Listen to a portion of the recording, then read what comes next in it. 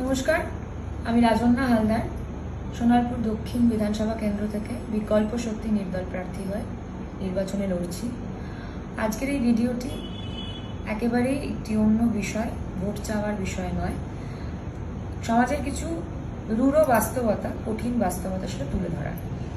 আমি আজকে যেহেতু লাস্ট প্রচার ছিল, তো আমি প্রচারে সোনারপুর দক্ষিণ বিধানসভা কেন্দ্রের বিভিন্ন গ্রাম পঞ্চায়েতে যাই। তারপর 26 নম্বর ওয়ার্ড লাগোয়া একটি জায়গায় প্রচার শেষে 26 নম্বর ওয়ার্ডে এক দিদির বাড়িতে, আমার পরিচিত দিদি দীপিকাদি, তার বাড়িতে যাই। দীপিকাদির বাড়িতে যাওয়ার পর দীপিকাদির সঙ্গে কথা হতে হতে দীপিকাদি আমাকে জানান যে দীপিকাদির ছেলে সবে উচ্চ মাধ্যমিক পরীক্ষা দিয়েছেন, মার্চেন্ট নেভির জন্য ফর্ম ফিল আপ করেছেন। ফর্ম ফিল আপটার আজকে লাস্ট ডেট এবং আজকে তার কাউন্সিলরের সই করা একটি ফর্ম লাগবে। তো কাউন্সিলরের কাছে 3 দিন গেছে বাচ্চা ছেলেটা। 3 দিনই কাউন্সিলর বলে পাঠিয়েছে যে এখন মমতা বন্দ্যোপাধ্যায় প্রচার চলছে, সোনারপুর দক্ষিণ বিধানসভা কেন্দ্রে তৃণমূলের প্রচার চলছে, এখন ফর্মটা সাইন করা যাবে না। তো যথারীতি আজকেও ছেলেটি আবার সকালবেলা যায়, তখন তাকে ধমকানো হয়, মারতে আসে কাউন্সিলর এবং কাউন্সিলরের লোকজন। তারপর ফর্মটা তার মুখে ছুঁড়ে দিয়ে বাড়ি পাঠিয়ে দেয়। তো আমি এই ঘটনাটি জানতে পেরে অবশ্যই আমি ছেলেটিকে সঙ্গে নিয়ে এবং তার ফর্মটিকে সঙ্গে নিয়ে আমি এবং আমার টিম কাউন্সিলরের হাজব্যান্ড শাহিন শাহ মণ্ডলের কাছে যাই এবং খুব পোলাইটলি গিয়ে বলি যে কাকু, বাচ্চা ছেলে তো, ওর ভবিষ্যৎটা নির্ভর করছে, যদি পারো একটু ফর্মটাতে সাইন করে দিই। তো আমাকে প্রথমে বলে যে এখন হবে না, 1 থেকে 1.5 ঘন্টা পরে আসো। তো আমি তখন বলি কাকু 1 ঘন্টা না 1.5 ঘন্টা, এটা হচ্ছে আমার বলা ভুল। আমি এই কথাটা বলা থামাতে না থামাতেই ওই ছেলেটিকে কাউন্সিলরের হাজবেন্ড নিজে উঠে মুখে ঘুষি মারে রক্তাক্ত অবস্থা করে দেয়। ওই ছেলেটিকে বাঁচাতে যাই, জড়িয়ে ধরে, বাচ্চা ছেলে আমার ভাইয়ের বয়সী, তাকে নিয়ে ওখান থেকে রেস্কিউ করে নিয়ে যাওয়ার সময় আমার উপর চড়াও হয়। আমার হাতের এই আঙুলটা, মধ্য আঙুল যেটাকে বলা হয়, সেই আঙুলটা ভেঙে যায়, ভেঙে দেয় ওরা, হাত মুচকে ভেঙে দেয়। আমাকে, আমার গলায় একটা ওড়না ছিল, সেই ওড়না ধরে চেপে গলায় টান দেওয়া হয়। আমার সহকর্মী যারা ছিল, আমার ইলেকশন এজেন্ট, তাদের তো ফেলে মারে। তারপর আমার সঙ্গে একটি দিদি ছিল মহিলা, তার ওড়না টোড়না ধরে ছিঁড়ে দেওয়া হয় এবং ওই বাচ্চা ছেলেটিকে ধরে নিয়ে অন্ধকুপত্তার মতো ওই ক্লাব ঘরে ঢুকিয়ে দরজা বন্ধ করে তাকে মারে। আমরা বাইরে থেকে যত চেষ্টা করি ওকে বের করে আনার, কেউ একটু হেল্প করেনি, বরং ওই বাচ্চা ছেলেটির মা খবর পেয়ে দৌড়ে আসে। তারপর পুলিশ আসে, পুলিশ আসার পর ছেলেটিকে রেস্কিউ করা হয়। আমার মনে হয় সোনারপুর দক্ষিণ বিধানসভা কেন্দ্র শুধু নয়, পশ্চিমবঙ্গের বুকে এই ঘটনা লজ্জার ঘটনা। সব থেকে গুরুত্বপূর্ণ বিষয়, ছেলেটির মা, তিনি কিন্তু তৃণমূল কংগ্রেসের কর্মী, আর ছেলেটি যার হাতে মার খেলো সেও তৃণমূল কংগ্রেসের কাউন্সিলর এবং তার স্বামী এবং তার গুন্ডারা। আমার সঙ্গে রয়েছে অনির্বাণদাও এই বিধানসভার মানুষ। অনির্বাণদার পরিচয় অনির্বাণদা নিজে দেবে। আমার মনে হয় যে আমার উচিত একজন ক্যান্ডিডেট হিসেবে এটা তুলে ধরা যে তৃণমূল কংগ্রেস কি গুন্ডামি, কি গুন্ডারা চালিয়ে যাচ্ছে, এবং প্রত্যেক ক্যান্ডিডেটের এটা বিরুদ্ধে সরব হওয়া উচিত, সে যে দলেরই হোক। নমস্কার, আমি অনির্বাণ তলাপাত্র। আমি সোনারপুর দক্ষিণ বিধানসভার বাসিন্দা। আমার একটি রাজনৈতিক পরিচয় যদিও আছে, আমি ইন্ডিয়ান সেকুলার ফ্রন্ট বা ISF এর সঙ্গে যুক্ত, কিন্তু আজকে আমি এখানে উপস্থিত কোনো রাজনৈতিক পরিচয় থেকে হইনি। সোনারপুর দক্ষিণ বিধানসভার একজন বাসিন্দা হিসেবে আমার কাছে স্থানীয় সূত্রে যখন খবর আসে যে এই বিধানসভা থেকে নির্দল প্রার্থী হিসেবে প্রতিদ্বন্দ্বিতা করছেন যিনি, রাজন্না হালদার, আমি মিডিয়ার মধ্য দিয়ে দেখছিলাম যে সোনারপুরের বিভিন্ন জায়গাতে উনি প্রচার করছেন এবং আমাদের সোনারপুর পৌরসভার মধ্যেও বিভিন্ন ওয়ার্ডে উনি প্রচার করছেন, খবর আসছিল।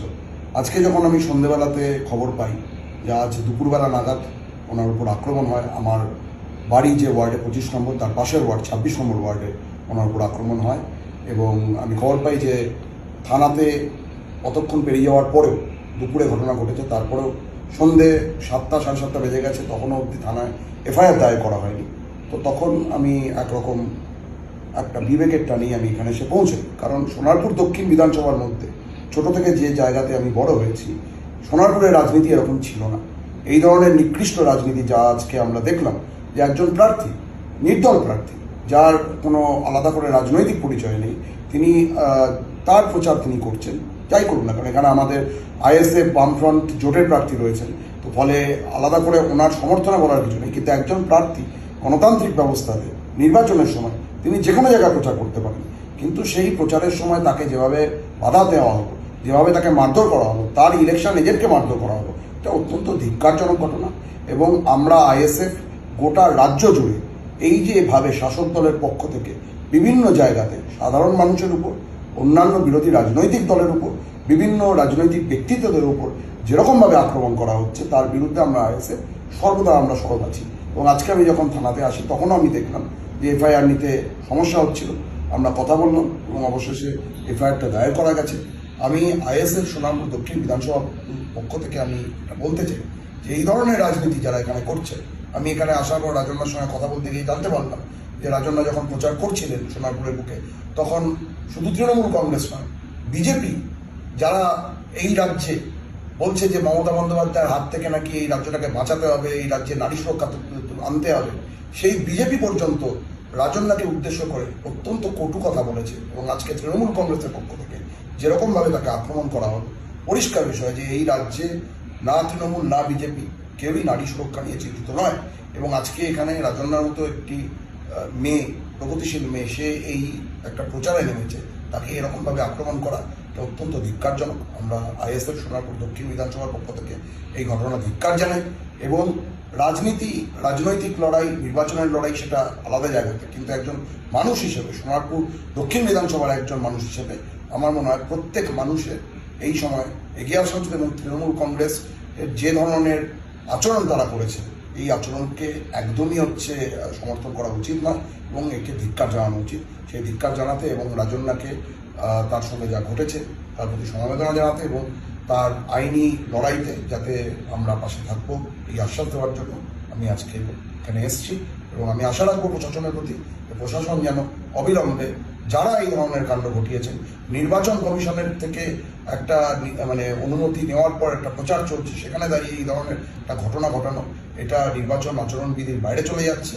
তো আমি আশা করবো স্থানীয় প্রশাসন অবিলম্বে দোষীদেরকে গ্রেপ্তার করবেন এবং যে ধরনের ঘটনা ঘটেছে এটা যাতে ভবিষ্যতে না ঘটে। আমি স্থানীয় প্রশাসনকে অনুরোধ করবো যে আপনারা সজাগ থাকুন। দুদিন বাদে ভোটের দিনে বোঝাই যাচ্ছে, তার একটা ট্রেলার আমরা দেখতে পাচ্ছি আজকে। সোনারপুর দক্ষিণ বিধানসভাতে মানুষ যেন সঠিকভাবে তার গণতান্ত্রিক অধিকার প্রয়োগ করতে পারে, মানুষের যাকে ইচ্ছা তাকে ভোট দেবেন, সেই বিষয়ে কারোর কোনো জোর করার বিষয় নেই। প্রশাসনকে এটা সুনিশ্চিত করতে হবে। একজন প্রার্থীর সঙ্গে যদি এই ঘটনা ঘটতে পারে, তাহলে যে কোনো মানুষের সঙ্গে ঘটতে পারে। এবং আমি এটাও মনে করিয়ে দিতে চাই, যারা এই প্রসঙ্গে বলতে চাইছেন যে এখানে হিন্দু মুসলমানের মধ্যে একটা বিভেদ ঘটানোর চেষ্টা হচ্ছে, আমি আপনাদেরকে বলতে চাই যে 26 নম্বর ওয়ার্ড শুধু নয়, গোটা সোনারপুর দক্ষিণ বিধানসভাতে আমরা দেখেছি যে তৃণমূল কংগ্রেস এবং বিজেপির পক্ষ থেকে যে ধরনের সাম্প্রদায়িক কথাবার্তা ছড়ানো হয়েছে, আমার মনে হয় না তার থেকে বেশি সাম্প্রদায়িক কথাবার্তা অন্য কোনো দলের প্রার্থী বা কোনো নির্দল প্রার্থী বলেছেন। ফলে আমি প্রশাসনের কাছে অনুরোধ জানাবো, আপনারা নজরে রাখুন, সজাগ থাকুন এবং চেষ্টা করুন যাতে আগামী 29 তারিখের যে ভোটটা আছে, সেই ভোটটা যেন সাধারণ মানুষ সঠিকভাবে তাদের গণতান্ত্রিক অধিকারকে প্রয়োগ করতে পারে। এটুকুই বলে।